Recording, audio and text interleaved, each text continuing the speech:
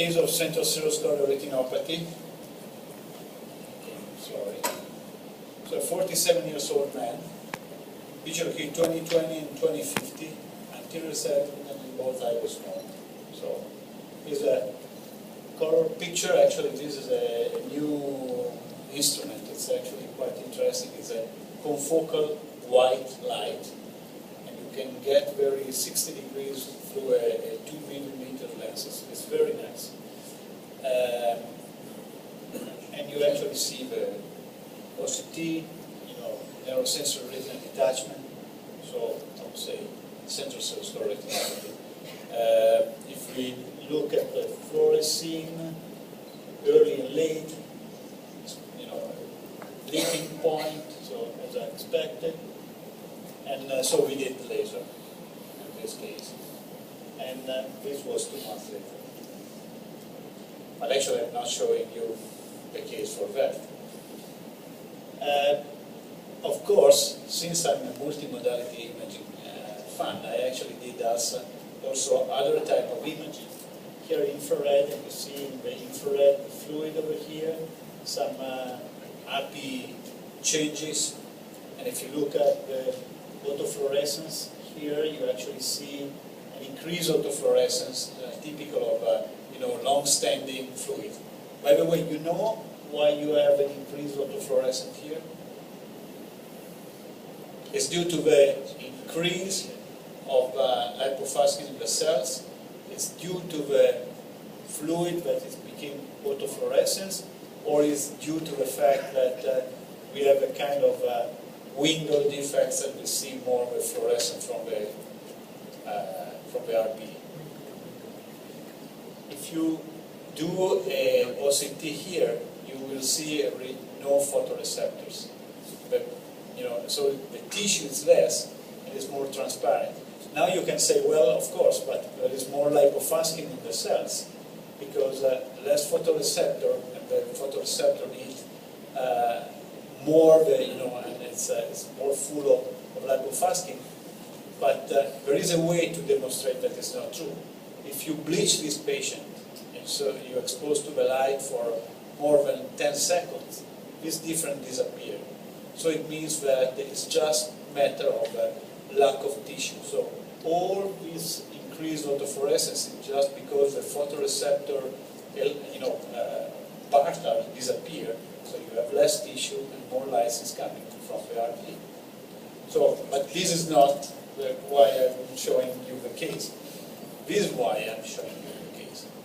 In a central seroscleral retinopathy, I would expect dilation of the vessel, so a pachychoroid, as we heard this morning, in both eyes. It's difficult to see in one eye. So I said, well, it's 30 degrees. Let's look a little bit further. So we did the 100 degrees. And it seems that everything starts from the vortex veins. Now, if you look at the color and the OCTs, at the wide field OCTs, you actually see that there is a detachment. But look at these vessels; are quite large comparing with probably a thicker, but the vessels are the same size. And if you look at the OCT taken at the level of the vortex veins, here's the vortex vein on the right eye, and here the vortex vein on the left eye. And if you move a little bit further in the periphery, where there is the vortex vein, you see actually a kind of obstruction probably of the vortex vein. So a kind of a small effusion syndrome that allows not to drain fluid, blood, and actually creating that detachment.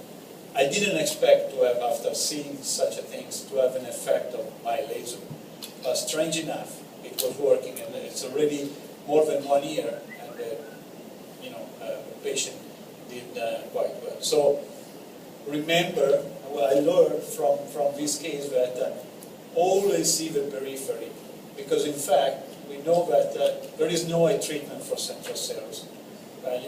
Some of them answer to Pleuron, others to PDT, others to anti-VEGF.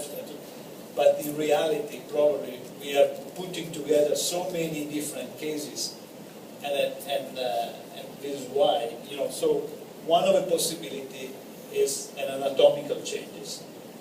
So look at the person.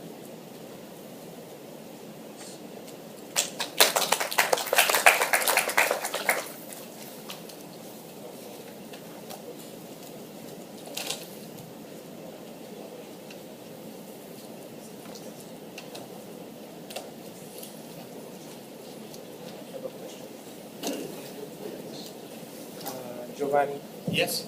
in that case, it's a single spot CSR. Yes.